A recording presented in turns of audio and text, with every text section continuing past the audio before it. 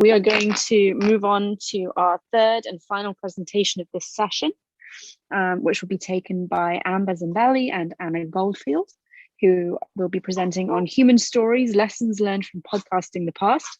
And if you're familiar with the DIRT podcast, these are the wonderful people behind that project. So Amber Zambelli is a writer and podcaster committed to archaeology and anthropology education for audiences of all ages and backgrounds, best known as one half of the DIRT podcast. Her research interests focus on the history of archaeology as a discipline in the United States, the intersections of archaeological research and empire, and the development of American archaeological inquiry in the Arabian Peninsula. She holds an AB in Classical and Near Eastern Archaeology from Bryn Mawr College and completed graduate work in Near Eastern Studies at the University of California, Berkeley. Originally from Central Appalachia, Zambelli divides her time between coasts in the US. Presenting with her is Dr. Anna Goldfield, an archaeologist and science communicator. As host of the DIRT podcast, Anna brings stories about archaeology, anthropology, and our shared human past to listeners of all ages and backgrounds every week. As a columnist for Sapiens, she writes about human evolution, Neanderthals, and the experience of anthropologists in the field.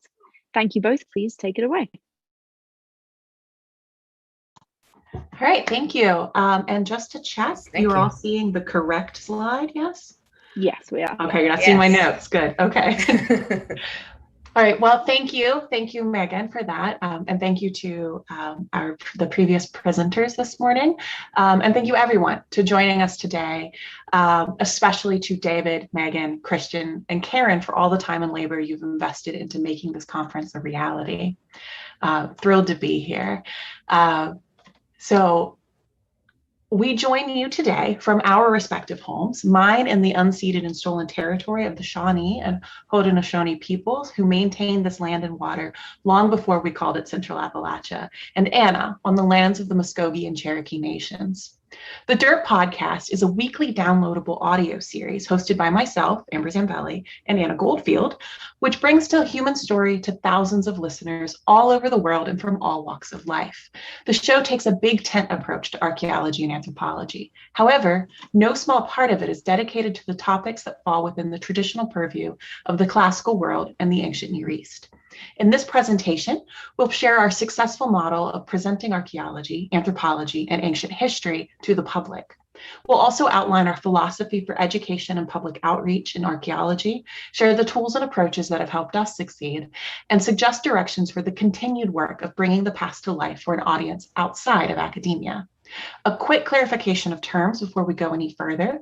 When we say anthropology here, we're referring to the overarching inquiry into all things human, including human lives in the past. For our purposes, archaeology is nested within that as the study of the materials from the archaeological record as a proxy for lived human experiences. We tend to use the terms interchangeably, but for the most part, we're talking about the archaeological corner of anthropology. The DIRT's approach in presenting stories from the ancient past is to humanize the humanities and to emphasize that archaeological assemblages are records of lived experiences. We highlight stories in which listeners can see themselves to demonstrate that the countless ways in which people have lived in the past mean that there's no single correct way to inhabit the world as a human being. In an effort to push back against academic gatekeeping and expand perceptions of the discipline, we bring in guests from a broad range of anthropological foci and personal experience to demonstrate the many ways that one can do anthropology. Most importantly, while we often take a lighthearted approach to the presentation of these stories, we draw attention to the real human joys and tragedies we glimpse through academic study, as well as the attitudes and biases brought to topics by past and present researchers. We created the DIRT podcast in 2018 when we were both on the job market and looking for a way to take advantage of our respective anthropology and archaeology experience. We both listened extensively to podcasts and saw a need for a show that engaged with archaeology on a level that someone with no background in the discipline could still enjoy. We felt that most of the existing anthropology and archaeology shows that we were aware of were by experts for experts. We saw an opportunity to bring the subject we love to the broader public. After months of workshopping our vision for the show, as well as cultivating a list of topics to ensure a degree of longevity for the project, we released the first episodes of the podcast on July 1st, 2018. Since then, we've released an episode each week for for the past 3 years, with the exception of an annual hiatus in January. Episode 150 dropped this morning. Within our first few months, we established a relationship with the American Anthropological Association and joined their podcast library. And in 2019, we joined the Archaeology Podcast Network. Through these developments, we've remained editorially independent and self-sustaining. We research and script each of the episodes ourselves, with the exception of our guest interviews, which are much more loosely scripted and rely on organic conversation between hosts and guests. Each episode is released with show notes listing all sources used in our research so that our listeners can investigate a topic further if they wish. Our reading lists intentionally pull from a wide variety of sources, from articles and popular publications like HuffPost and National Geographic to peer-reviewed journal articles and academic book chapters. In addition to our weekly show, we record and release monthly content for subscribers to our Patreon. Bonus episodes for patrons include Old News, a roundup of archaeological news stories from the previous month, Deep Cuts, an episode that looks more closely at a topic from the past few episodes, and Dirt After Dark, an adults-only episode that deals with topics and often language considered less suitable for young listeners. The funds we receive from Patreon, combined with proceeds from our show's merch shop and listener-sponsored episodes, cover the costs of producing The Dirt. Remaining funds are earmarked for representation at conferences, such as the annual meetings of the American Anthropological Association and the Society for American Archaeology. Would-be travel funds from 2020 to present are being reserved for a small grants program to support student researchers when conference travel is safe once again. Additionally, we redirect a portion of our monthly Patreon revenue to a microgrants program administered by the Black Trawl Collective, who describe themselves as, quote, a collective of archaeologists at all career levels committed to the active support of archaeology students from working class and historically looted communities who are both regularly excluded by traditional scholarship and academic programs or who require more economic support than those resources cover, end quote. Now that we've introduced the history of the show and made our funding sources transparent, we would like to explain the philosophy that guides all content and presentation decisions we make on The Dirt, before continuing on to share with potential content creators what we have learned works for us, both in matters of production and product. Our philosophy is threefold. First, no single human experience is like any other, and this was as true in the past as it is now. We aim to reflect that variability and demonstrate the many ways that archaeological approaches can access different aspects of lives lived in the past through the types of archaeological and anthropological material we include on the show. Second, an academic background is not a requirement for learning about the human story. We deliberately produce our content with accessible and engaging language using a storytelling approach combined with explanations of any specialist terms or concepts that arise in a given episode. Third, and perhaps most apparent to listeners of the show, we aim to humanize the past and the people who study it. We use humor and a light approach when appropriate, in addition to a scripted storyline for each episode that brings together discussion of archaeological methods, application of theoretical frameworks, and interpretation of the past to tell human stories. We originally gravitated toward podcasting in 2018 as two unemployed young adults because it is an accessible platform that requires little expensive equipment. In fact, there are mobile apps available that are designed to record, edit, and distribute audio for free beyond the cost of data or a mobile device. The skill set to make a show is relatively simple to acquire, although there is certainly a learning curve, as we found out. The following materials and methods described are certainly not the only or even perhaps the best podcasting tools, but we will describe them here to provide a basic blueprint that can be followed and modified by anyone wishing to do so. Here come our secrets. Our recording setup consists of two Audio-Technica ATR 2100 USB microphones with a small tripod stand. Each is fitted with a pop filter, which sits between the microphone and the speaker's mouth to reduce distortions from plosive syllables and other mouth noises. These microphones connect to a Behringer Euphoria UM2 preamp, an interface that transforms the microphone signal to digital data, which is then fed via USB into a MacBook Air laptop. We typically record from 2 separate locations, so each session is recorded via a Zoom call with one host's audio coming directly from their microphone and the other host's audio captured via recording software through the computer's audio output. So now moving from hardware to software, we record using Audacity, a free open source cross-platform software that includes filters that allow us to make important edits for sound quality. The most useful of these is the noise reducer filter, which can take a sample of dead air or a few seconds of silence in a recording and use it as a template for ambient noise, which it then removes from portions of the recording in which someone is speaking. We primarily use Audacity for recording and sound quality edits. Content edits, which remove long pauses, reading mistakes, and the other material that inevitably hits the cutting room floor, are done in GarageBand, which is included in the Mac OS suite of programs. The final component of our show is web hosting.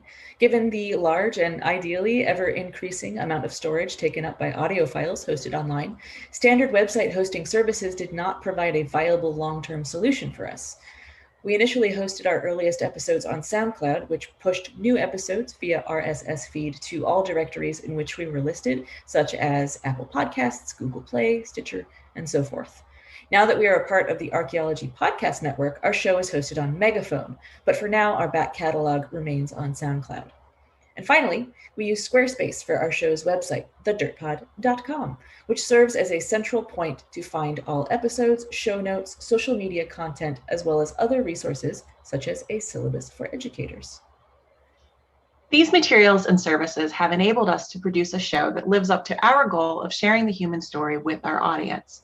As for our approach to the subject material, allow us to please present here 3 case studies that exemplify the broad categories into which any given episode may fall, as well as demonstrate how we discuss the different archaeological approaches used to access these lived experiences in the past. So our first category, which you may have seen, is thematic episodes. So these assemble concepts and case studies from that center around a central subject. These episodes are typically very popular with listeners because they cover introductory basics, but also go into enough detail that more experienced listeners will still find plenty to interest them. In addition, a thematic formula allows us to set up a satisfying question and answer structure, or to bust a myth about the past. So the case study here is episode 129, The Archaeology of Childhood. So within each of the studies cited in episode 129, we aim to demonstrate that childhood can mean many different things depending on cultural context. We pull examples from medieval European and early Mesopotamian texts, prehistoric African butchery sites, North American indigenous archaeology, and more. Our thread through the episode is that child's play seems to be universal, though what that play looks like and the likelihood that it's tied to learning tasks that will become important later in life differ in time and place.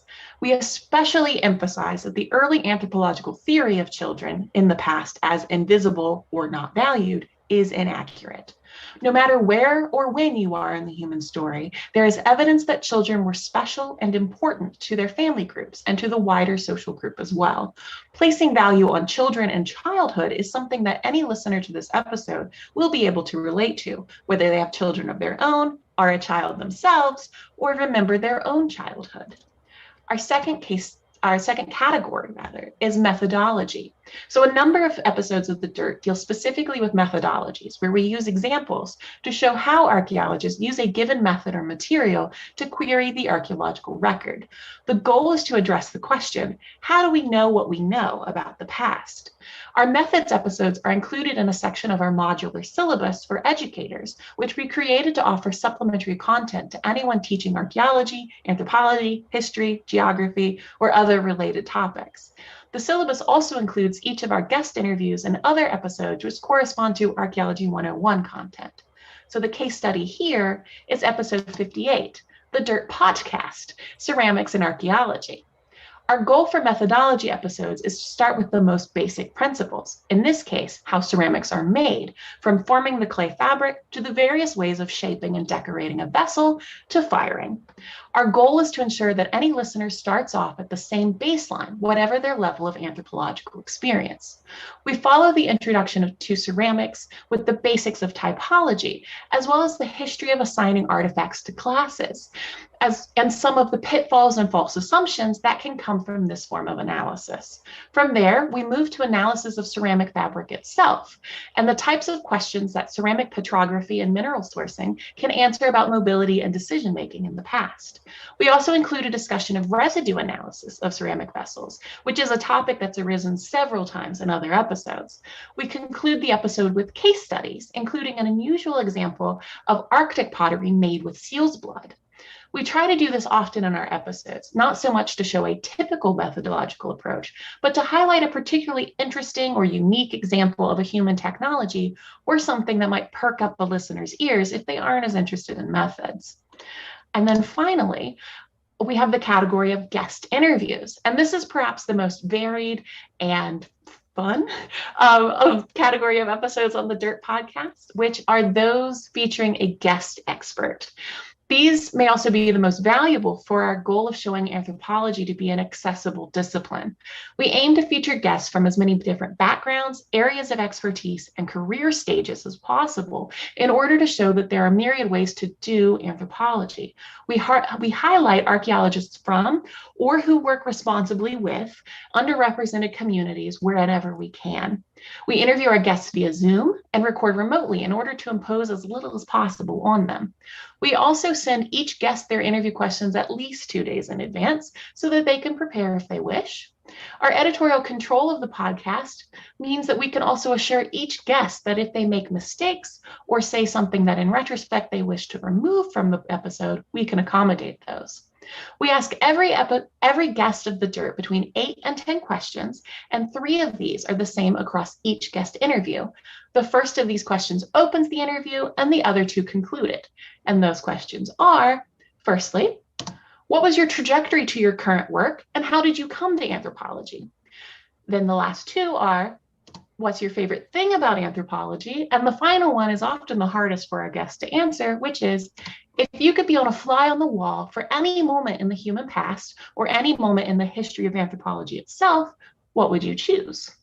Our aim is to drive home the explicit point to the audience that there is no single path toward or definition of a success in a career in anthropology, and that there is many things to love about the discipline as there are people participating in it. A final goal of guest interviews is to provide platforms for anyone who joins us on the show to plug ongoing projects, research, causes valuable to them, or their social media handles, if relevant.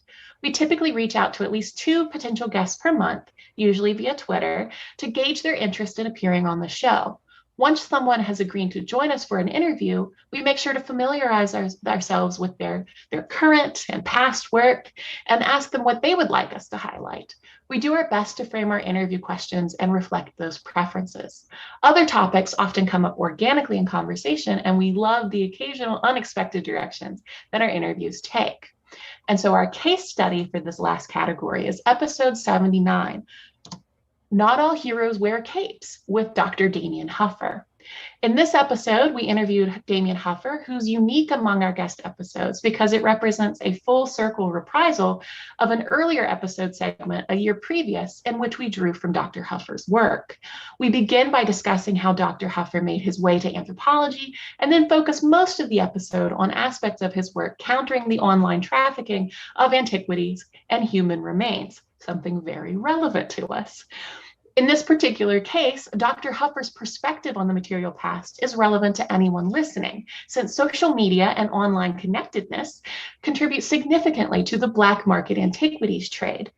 Much of episode 79 acted as a public service announcement for listeners who may not have been aware that the illicit trade of human remains is an ongoing issue. We conclude the episodes by discussing opportunities to engage with the organizations working against antiquities theft and illegal sales. The structure, methods, and philosophy discussed above have been successful for the DIRT podcast. We share these in the hope that other educators and science communicators will be able to adapt some or all of these pieces for their own content. Our goals continue to be to expand perceptions of anthropology and what studying the past can bring to the present, to counter gatekeeping, and, in the other direction, to counter public mistrust of science.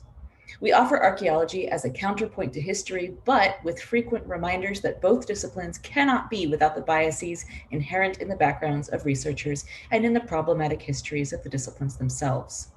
Finally, we aim to continue to engage the public through storytelling, humor, empathy, and through reintroducing a human element to the ancient past.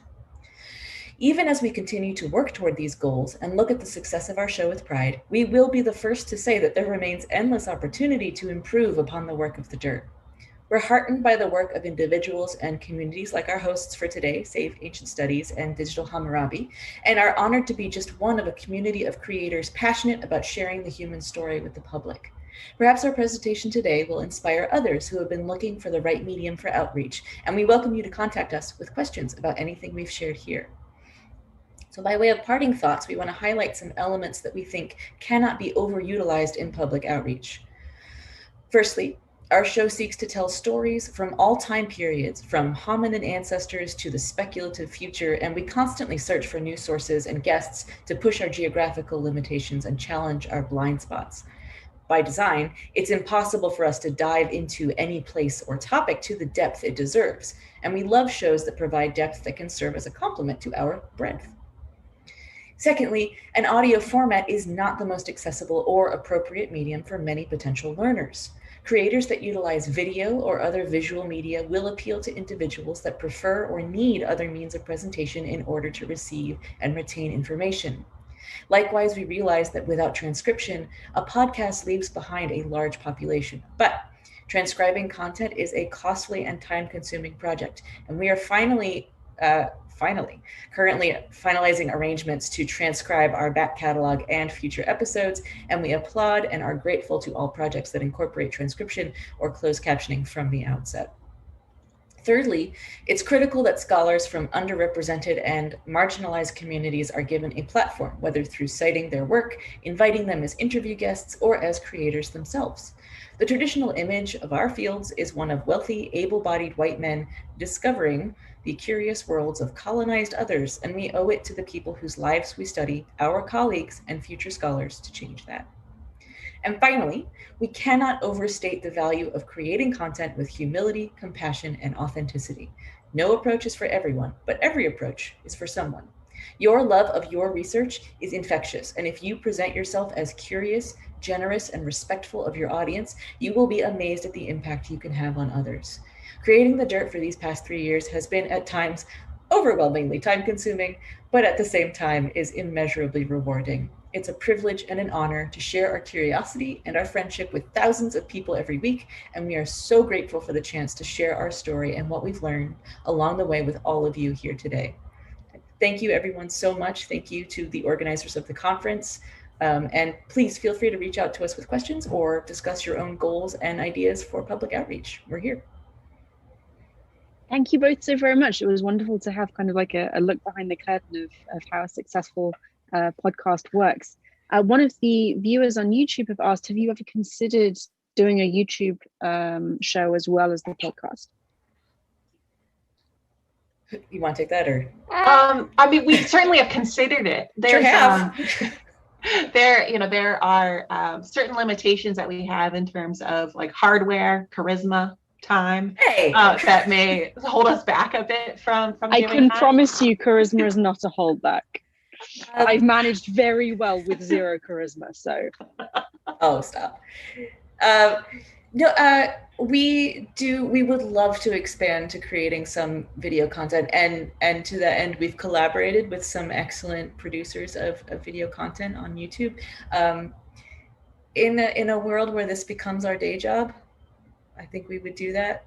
But as it is, the time constraints, there's only 24 hours in a day and I need to sleep for some of them. Yeah, but I found that collaboration has been a great way to do that, which is something that I think might be a good takeaway for people tuning into this, that you can only do so much as an individual. And you can only have so many talents and so many skill sets.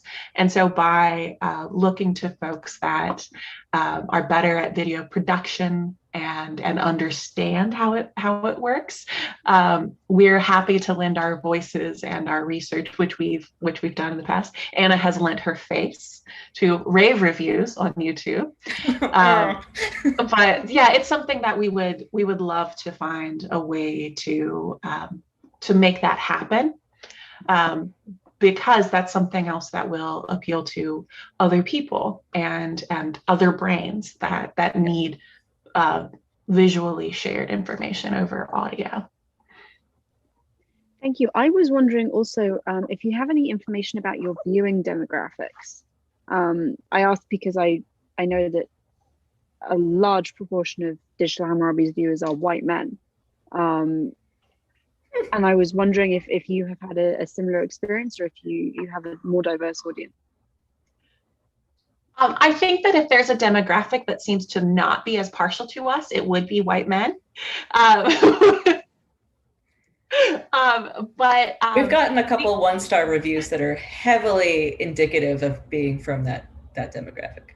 But we've never done anything formal along the lines of sort of asking among our audience, but I have noticed, and this is like a skewed sample, so it's probably not statistically significant, but I have noticed that we have a lot of folks who engage with us and who follow us and who write to us that are, we have a lot of folks that live with disabilities. We have a lot of queer folks. We have a fair number of first generation students or individuals from working class backgrounds. And so I can't speak to many aspects of identity, but I am very proud that I've created something that that we have something out there that people feel sort of safe listening to, and that they feel that there is that we include them in our understanding of the world. And so I would be interested to know, because I would be interested to know if there are individuals to whom we are doing a disservice. And so for that reason, more than anything. But we've also got like a really amazing age range of people who listen to us. We've got very young listeners. And we have folks who I think our youngest listener is on screen right now. Yes. Listen to us right now. Are very small discussant. But we also have folks who are retired, or folks who maybe studied anthropology years and years ago, who life and their career took them elsewhere. And so we're really grateful for all the folks that find us. And sometimes it's a little surprising to be like, oh, you like us? Well, that's great. So I don't know if that helps any. Yeah, we get, and it was purely curiosity on my part. It's also a function of having our show hosted by the Archaeology Podcast Network. So we get a certain amount of data back sort of about our listenership, but it's more about numbers and less about demographic. Yeah. Mm-hmm. Thank you. We have one more question, and then I think I'll be handing over to David for our next session. So someone from YouTube is saying, any archaeology, regardless of race, gender, or ethnicity, if the archaeologist would surely be peer-reviewed and published on its own merits and quality, ? Are there any issues in this area? I'm not sure I understood the question. Like, are there issues with peer-reviewed published archaeology? I think the question is asking, is there a problem with having archaeology from more diverse archaeologists published through a peer review system? Well, I think that I think that the biggest issue that I see in terms of the research that ultimately gets like peer reviewed and published is it's not so much that what is published is the problem, it's what hasn't been published and what hasn't been researched.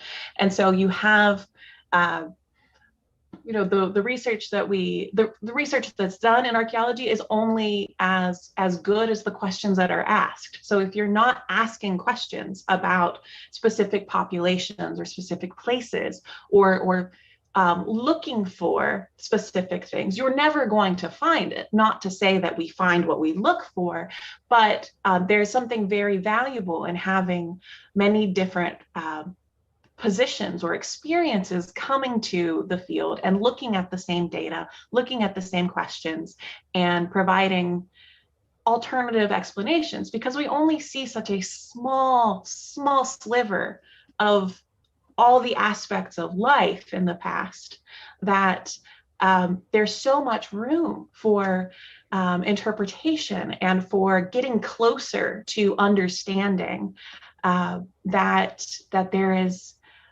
we do the discipline a disservice if we only have a few scholarly traditions and pedigrees of one person teaching their student who teaches their student that sort of this is what we think. And we've seen that in recent decades, that as you start to open the field up to more individuals from more backgrounds, you start to notice that, like, oh, there is all this evidence for people with mobility issues being contributing members of their societies, because if nobody looked at that before, then you would never know, you'd never think to look for specific signatures on skeletal remains, you'd never look to pull that into the conversation. So it's not a problem of the research that gets peer reviewed often is very good and it's very solid and it's something that folks agree upon, but it's what doesn't get investigated that we're hoping work like ours and the people that we inspire to become archaeologists and anthropologists can help flesh out, as it were, our understanding of the past. So I hope that answers your question. Wonderful. Thank you so much, Amber. And thank you both for your presentation. That was absolutely fascinating. Thank you. Thank you. I am going to hand over to David. I think we're going to take just a couple of minutes break to make sure that we get all of our presenters in for the next session. If you have not yet filled out the feedback survey on the Save Ancient Studies website, please go take a couple of minutes and do that, because it really helps us and it helps Save Ancient Studies to tailor the content that we and they produce to make sure it's interesting for you. So the web address for that is saveancientstudies.org/virtual-conference. While you're there, if you have been meaning to donate, there is a donate now button at the top right of the screen. We would very much appreciate your donations. Save Ancient Studies is a non-profit organization and does rely on donations to continue the good work that they are doing. So thank you all so very much.